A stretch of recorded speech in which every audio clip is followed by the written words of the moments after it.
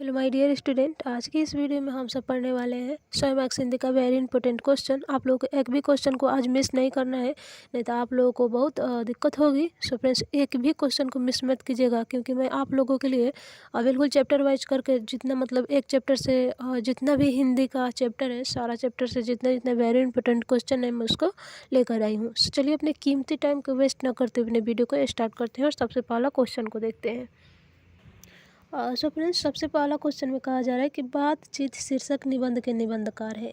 तो इस क्वेश्चन की राइट आंसर क्या हो जाएगी? बी हो जाएगी, यानी कि बातचीत जो शीर्षक है इसके निबंधकार जो है सो बालकृष्ण भट्ट है। अब देखते हैं next question. Next question 2 number में ये कहा जा रहा है कि बालकृष्ण भट्ट किस युग के रचनाकार है। तो ये जो है सो फ्रेंड्स, आप लोगों को पता होगा कि भारत तेलुगु युग है। यहाँ पे इस क्वेश्चन की राइट आंसर ये हो जाएगी, भारत तेलुगु युग जो है सो इसी युग के रचनाकार थे बालकृष्ण भट्ट। अब देखते हैं 3 नंबर क्वेश्चन। 3 नंबर क्वेश्चन में ये पूछा जा रहा है कि भट्ट निबंधमाला के लेखक कौन है। तो 3 नंबर क्वेश्चन की राइट आंसर क्या हो जाएगी? बी ए हो जाएगी, यानी कि बालकृष्ण भट्ट जो है सो भट्ट निबंधमाला के लेखक हैं। अब देखते हैं 4 नंबर क्वेश्चन। सारे के सारे क्वेश्चन मैं बता चुकी हूँ कि सारे के सारे क्वेश्चन वेरी वेरी इंपॉर्टेंट है, और फ्रेंड्स आप लोग को एक भी क्वेश्चन को मिस नहीं करना है। सो फ्रेंड्स, 4 नंबर क्वेश्चन में ये कहा जा रहा है, बातचीत के माध्यम से बालकृष्ण भट्ट क्या बतलाना चाहते थे। बातचीत के माध्यम से जो है बालकृष्ण भट्ट क्या बतलाना चाहते थे। तो ये जो है सो बातचीत की शैली को बताना चाहते थे बालकृष्ण भट्ट अपनी बातचीत के माध्यम से। सो फ्रेंड्स, अब देखते हैं 5 नंबर क्वेश्चन। 5 नंबर क्वेश्चन में ये कहा जा रहा है कि बातचीत साहित्य कौन सी विधा है। तो 5 नंबर क्वेश्चन की राइट आंसर क्या हो जाएगी? सी हो जाएगी, यानी कि यहाँ पे इसकी राइट आंसर सी हो जाएगी, यानी कि निबंध। बातचीत साहित्य जो है सो इनकी विधा जो है सो निबंध है। अब देखिए 6 नंबर क्वेश्चन। 6 नंबर क्वेश्चन में ये कहा जा रहा है कि बातचीत से मन किस प्रकार हो जाता है। तो बातचीत से मन जो है सो हल्का और स्वस्थ हो जाता है, यानी कि इस क्वेश्चन की राइट आंसर क्या हो जाएगी? बी हो जाएगी। अब देखिए नेक्स्ट क्वेश्चन, यानी कि 7 नंबर, जिसमें ये पूछा जा रहा है बालकृष्ण भट्ट किस काल के रचनाकार हैं। तो ये जो है से किस काल का रचनाकार है आप सभी को पता होगा, आदित्य काल, भक्ति काल, रीति काल, आधुनिक काल। तो 7 नंबर क्वेश्चन की राइट आंसर क्या हो जाएगी? डी हो जाएगी। ये जो थे मतलब बालकृष्ण भट्ट जो थे सो आधुनिक काल के रचनाकार थे। सो फ्रेंड्स, नेक्स्ट क्वेश्चन यानी कि 8 नंबर, जिसमें ये कहा जा रहा है कि बालकृष्ण भट्ट की रचना है। तो उसने कहा था बातचीत रोज ओ सादा नीरा। तो 8 नंबर क्वेश्चन की राइट आंसर क्या हो जाएगी? बी हो जाएगी, यानी कि बातचीत जो है सो बालकृष्ण भट्ट की रचना है। सो देखिए नेक्स्ट क्वेश्चन, यानी कि 9 नंबर, जिसमें ये कहा जा रहा है कि बालकृष्ण भट्ट को हिंदी का एडिशन और स्टील किसने कहा था। तो 9 नंबर क्वेश्चन के राइट आंसर क्या हो जाएगी? ए हो जाएगी, यानी कि रामचंद्र शुक्ल जो थे सो बालकृष्ण भट्ट को हिंदी का एडिशन और स्टील कहा था। सो फ्रेंड्स, अब देखिए ये है 2 नंबर चैप्टर आप लोगों को, और आप लोगों के पास हिंदी होगा तो आप सबको पता होगा, वैसे तो सभी छात्र के पास होगा ही। सो 2 नंबर चैप्टर जो है हिंदी का, उसका नाम है उसने कहा था। इसके लेखक कौन है? चंद्रधर शर्मा गुलेरी। सो फ्रेंड्स, इस क्वेश्चन के अब फर्स्ट क्वेश्चन देखते हैं। मेरे कहने का मतलब है कि इस चैप्टर को जो है सो पहला क्वेश्चन देखते हैं। मतलब इस चैप्टर में जो है सो क्या क्या क्वेश्चन पूछा जाएगा वही मैं आप सबको बता रही हूँ। सो फ्रेंड्स, उसने कहा था किस प्रकार की कहानी है। उसने कहा था किस प्रकार की कहानी है। तो इसकी राइट आंसर क्या हो जाएगी? सी, यानी कि भाव प्रधान। उसने कहा था भाव प्रधान, इसकी राइट आंसर हो जाएगी सी। अब देखते हैं नेक्स्ट क्वेश्चन 2 नंबर, जिसमें ये कहा जा रहा है कि लहना सिंह किस देश की ओर से युद्ध कर रहा था। 2 नंबर क्वेश्चन में क्या कहा जा रहा है कि लहना सिंह किस देश की ओर से युद्ध कर रहा था। तो ये जो है सो इंग्लैंड से युद्ध कर रहा था, यानी कि इस क्वेश्चन की राइट आंसर बी हो जाएगी।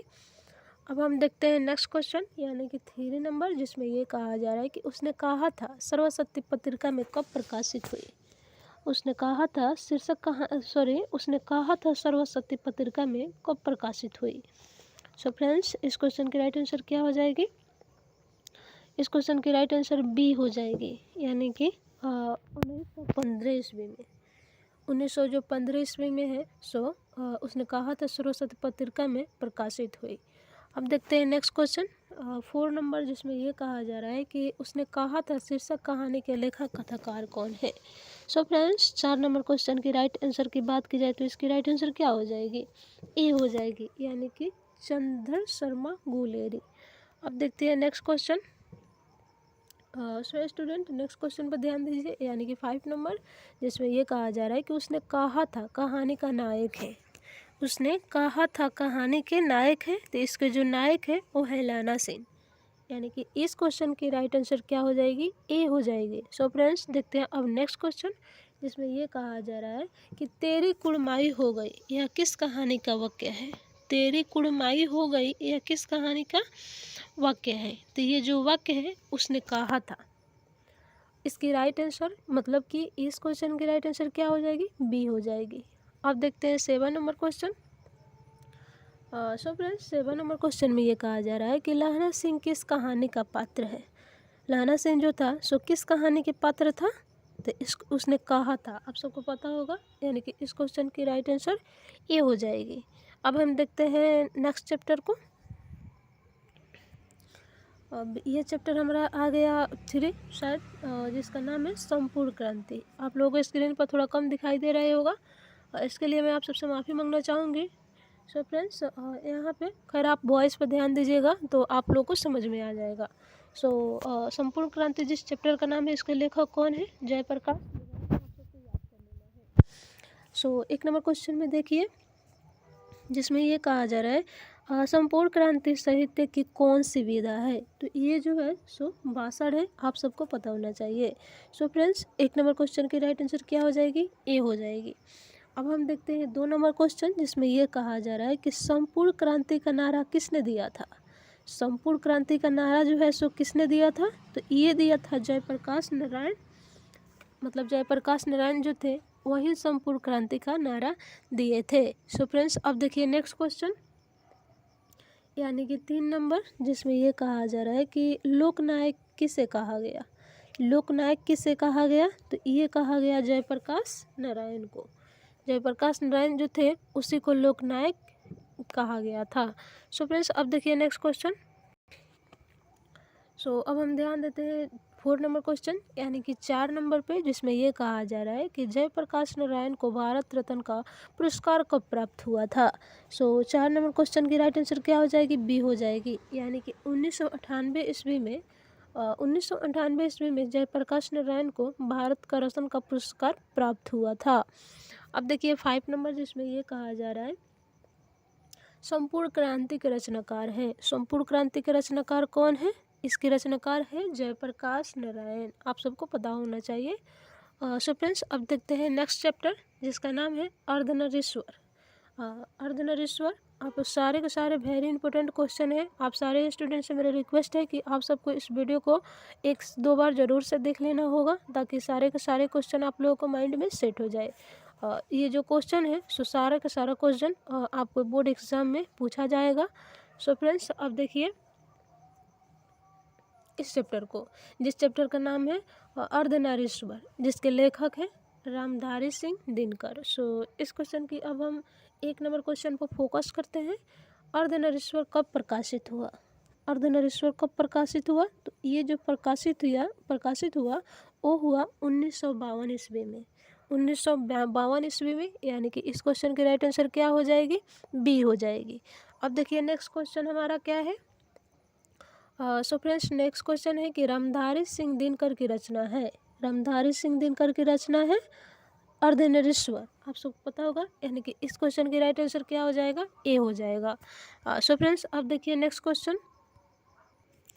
सो फ्रेंड्स अब हम देखते हैं 3 नंबर क्वेश्चन, जिसमें ये कहा जा रहा है कि दिनकर किस युग के कवि हैं। तो ये किस युग के कवि हैं, तो ये कवि जो है सो छायावादोत्तर युग के हैं, यानी कि इस क्वेश्चन की राइट आंसर क्या हो जाएगी, ए हो जाएगी।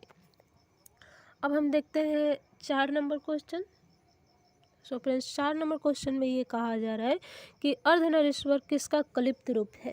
किसका कलिप्त रूप है, तो ये जो है सो शिव पार्वती के कलिप्त रूप है, यानी कि इस क्वेश्चन की राइट आंसर क्या हो जाएगी, ए हो जाएगी। शिव पार्वती का जो है सो अर्धनारीश्वर जो था इसके क्लिप्त रूप है। अब देखते हैं 5 नंबर। सो 5 नंबर क्वेश्चन में ये फ्रेंड्स कहा जा रहा है, पुरुष रूप तो वृक्ष बन गया पर नारी को उसने बना दिया। 5 नंबर क्वेश्चन में क्या कहा जा रहा है कि पुरुष रूप तो वृक्ष बन गया पर नारी को उसने बना दिया। तो ये क्या है, ये जो है सुलाता है, यानी कि इस क्वेश्चन की राइट आंसर सी हो जाएगी। अब देखिए 6 नंबर क्वेश्चन, जिसमें ये कहा जा रहा है कि जिस पुरुष में नरित्व नहीं अपूर्ण है कहाँ की पंक्ति है। तो ये जो है सो है अर्धनारीश्वर जो है इसी की पंक्ति है, इसी की जो पंक्ति है। अब देखिए नेक्स्ट क्वेश्चन, मैं बता रही हूँ कि सारे के सारे क्वेश्चन वेरी इंपॉर्टेंट है, आप लोगों के एक भी क्वेश्चन को मिस नहीं करना है फ्रेंड्स। अब देखते हैं, क्योंकि जितना भी आप लोगों का चैप्टर है उसमें से लगभग मैं 5 से 6 चैप्टर को क्लियर कर चुकी हूँ, जिसमें मतलब जो जो क्वेश्चन उसके अंदर से वही क्वेश्चन देखी हूँ जो बार बार एग्जाम्स में पूछे जाती है, और इस बार भी 100% चांसेस है इसी क्वेश्चन को पूछे जाने का। इसलिए आप सबसे रिक्वेस्ट भी है कि आप लोग को एक भी क्वेश्चन को मिस नहीं करना है। सो फ्रेंड्स अब देखते हैं 7 नंबर क्वेश्चन, जिसमें ये पूछा जा रहा है कि अर्धनारीश्वर किस विधा में है। तो ये जो किस विधा में है, ये जो है सो निबंध, निबंध जो है अर्धनारीश्वर इसी विधा में है। सो अब देखते हैं नेक्स्ट क्वेश्चन, यानी कि 8 नंबर, जिसमें ये कहा जा रहा है कि दिनकर को किस रचना के लिए साहित्य अकादमी पुरस्कार दिया गया। सो 8 नंबर क्वेश्चन की राइट आंसर क्या हो जाएगी, बी हो जाएगी। यानी कि संस्कृति के 4 अध्याय दिनकर को मतलब इसी रचना के लिए साहित्य का जो अकादमी पुरस्कार था सो दिया गया था।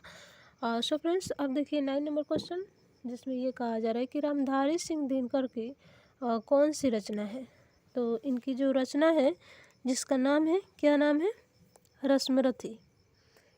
ये जो है सो रश्मरथी जो है सो रामधारी सिंह दिनकर की रचना है। इस क्वेश्चन की राइट आंसर क्या हो जाएगी, सी हो जाएगी। यानी कि 9 नंबर क्वेश्चन जो है इसकी राइट आंसर सी हो जाएगी। अब देखते हैं नेक्स्ट क्वेश्चन, यानी कि 10 नंबर। सो 10 नंबर क्वेश्चन में ये कहा जा रहा है कि अर्धनारीश्वर शीर्षक निबंध के लेखक कौन है।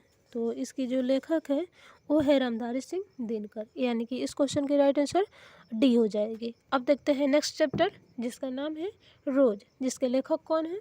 इस चैप्टर का नाम क्या है, रोज। एंड इसके लेखक के जो नाम है सो सच्चिदानंद हीरानंद वत्सयान अज्ञेय, यही इस चैप्टर के जो लेखक है उसके नाम है।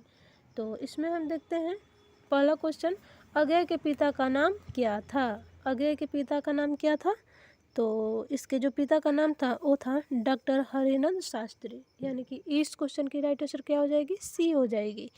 अब देखिए 2 नंबर क्वेश्चन, जिसमें ये कहा जा रहा है गैंग्रीन रोज शीर्षक कहानी किस वर्ष लिखी गई। तो ये जो लिखी गई थी 1934 ईस्वी में लिखी गई थी। अब हम देखते हैं 6 नंबर चैप्टर, जिसका नाम है एक लेख और एक पत्र, जिसके लेखक कौन है, भगत सिंह। इस चैप्टर का क्या नाम है, एक लेख और एक पत्र, जिसके लेखक है भगत सिंह। सो सबसे पहला क्वेश्चन को देखते हैं, जिसमें ये कहा जा रहा है कि भगत सिंह का जन्म किस दिन हुआ था। तो इनका जो जन्म हुआ था वो हुआ था 28 सितंबर 1907 ईस्वी में, यानी कि इस क्वेश्चन की राइट आंसर क्या हो जाएगी, ए हो जाएगी।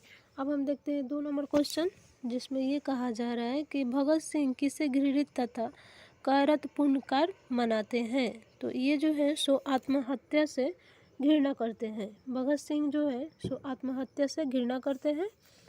अब फिर देखते हैं इस क्वेश्चन का राइट आंसर तो सी हो जाएगी। अब देखते हैं नेक्स्ट क्वेश्चन, यानी कि 3 नंबर। सो 3 नंबर क्वेश्चन में ये कहा जा रहा है एक लेख और एक पत्र के लेखक हैं। तो इसके लेखक जो है सो भगत सिंह है, आप सबको पता होगा। तो यानी कि इस क्वेश्चन की राइट आंसर क्या हो जाएगी, बी हो जाएगी। अब देखिए नेक्स्ट क्वेश्चन, यानी कि 4 नंबर। 4 नंबर क्वेश्चन में ये कहा जा रहा है कि भगत सिंह ने कैसी मृत्यु को सुंदर कहा। भगत सिंह ने जो है सो कैसी मृत्यु को सुंदर कहा, यानी कि किस मृत्यु को उन्होंने पसंद किया। सो देश सेवा के बदले दी गई फांसी को। आप सबको पता होगा कि भगत सिंह को भी फांसी ही दी गई थी देश सेवा के बदले ही। सो फ्रेंड्स इस टाइप की मौत को जो है सो भगत सिंह काफ़ी पसंद करते थे, यानी कि इस क्वेश्चन की राइट आंसर क्या हो जाएगी, बी हो जाएगी। अब हम देखते हैं 7 नंबर, जिसमें ये कहा जा रहा है, मतलब इस चैप्टर का नाम है ओ सादा नीरा, जिसके लेखक कौन है आप सबको पता होगा। ओ सादा नीरा चैप्टर के लेखक कौन है? जगदीश चंद्र मथुर। इसके क्वेश्चन को देखते हैं। मैं चैप्टर वाइज चैप्टर करके निकाली हूँ, मतलब जिस चैप्टर से जितना क्वेश्चन मुझे इम्पोर्टेंट लगा वही क्वेश्चन मैं आपको बता रही हूँ। फ्रेंड्स, इसके सबसे पहला क्वेश्चन को देखिए कि ओ सादा नीरा शीर्षक पाठ किस विधा के अंतर्गत आता है? किस विधा के अंतर्गत आता है? तो ये जो आता है निबंध, मतलब जो निबंध है उसी विधा के अंतर्गत आता है। अब देखिए नेक्स्ट क्वेश्चन, यानी कि 2 नंबर, जिसमें ये कहा जा रहा है कि ओ सादा नीरा शीर्षक पाठ में किस महापुरुष की चर्चा आई है? तो ये महापुरुष जो थे उसका नाम क्या था? महात्मा गांधी। महात्मा गांधी मतलब नाम था। फ्रेंड्स, इस क्वेश्चन की राइट आंसर क्या हो जाएगी? ए हो जाएगी। फ्रेंड्स, अब हम देखते हैं 3 नंबर क्वेश्चन। फ्रेंड्स, अब देखते हैं 3 नंबर क्वेश्चन, जिसमें ये कहा जा रहा है 3 नंबर क्वेश्चन में ये कहा जा रहा है यहाँ पे कि ओ सादा नीरा में बिहार के किस भूभाग की संस्कृति का वर्णन है? तो ये जो है चंपारण जो है बिहार के, मतलब इसी जो भूभाग की संस्कृति का वर्णन किया गया है चंपारण का। फ्रेंड्स, अब देखते हैं नेक्स्ट क्वेश्चन, यानी कि 4 नंबर, जिसमें ये पूछा जा रहा है 4 नंबर क्वेश्चन में ये पूछा जा रहा है कि ओ सादा नीरा शीर्षक निबंध के लेखक कौन है? तो आप सबको पता होगा इसके जो लेखक है जगदीश चंद्र मथुर है। यानी कि इस क्वेश्चन की राइट आंसर क्या हो जाएगी? सी हो जाएगी। अब देखते हैं नेक्स्ट क्वेश्चन 5 नंबर, जिसमें ये कहा जा रहा है कि 5 नंबर क्वेश्चन में कि ओ सादा नीरा किसको निमित्त बनाकर लिखा गया? 5 नंबर क्वेश्चन में क्या कहा जा रहा है कि ओ सादा नीरा किसको निमित्त बनाकर लिखा गया? तो ये जो निमित्त बनाकर लिखा गया था गंडक, इसका नाम था गंडक। यानी कि इस क्वेश्चन की राइट आंसर क्या हो जाएगी? बी हो जाएगी। अब देखते हैं नेक्स्ट क्वेश्चन, यानी कि 6 नंबर। 6 नंबर क्वेश्चन में ये कहा जा रहा है कि ओ सादा नीरा साहित्य की कौन सी विधा है? तो ये जो विधा है कौन सी? यात्रा समर्पण। यानी कि यात्रा समर्पण जो है ओ सादा नीरा साहित्य की विधा है।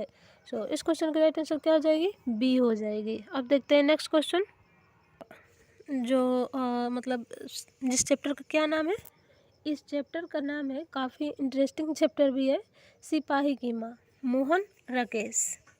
मतलब इसके लेखक जो है जिनका नाम है मोहन राकेश। तो इसका सबसे पहला क्वेश्चन पर हम ध्यान देते हैं, जिसमें ये कहा जा रहा है कि सिपाही की माँ शीर्षक एकांकी के लेखक हैं। तो इसके लेखक जो है मोहन राकेश है। तो इसके लेखक जो है मोहन राकेश है। अब देखते हैं नेक्स्ट क्वेश्चन, यानी कि 2 नंबर, जिसमें ये कहा जा रहा है कि मोहन राकेश का जन्म कब हुआ था? तो इनकी जो जन्म हुई थी वो हुई थी 1925 ईस्वी में। क्या कब हुई थी? 1925 ईस्वी में। फ्रेंड्स, अब नेक्स्ट वीडियो में आगे के चैप्टर को, मतलब जितने भी वेरी इंपॉर्टेंट क्वेश्चन होगा मैं वीडियो अपलोड करूँगी। फ्रेंड्स, चलिए मिलती हूँ नेक्स्ट वीडियो में नेक्स्ट टॉपिक के साथ। तब तक के लिए बाय स्टूडेंट, टेक केयर, अपनी तैयारी में लगे रहिए, क्योंकि आप लोगों का मतलब एग्ज़ाम्स जो है काफ़ी करीब हो चुकी है। स्टूडेंट, अपना टाइम जो है इधर उधर मत गंवाइए और अपनी तैयारी को स्ट्रांग बनाते रहिए। Bye student, take care.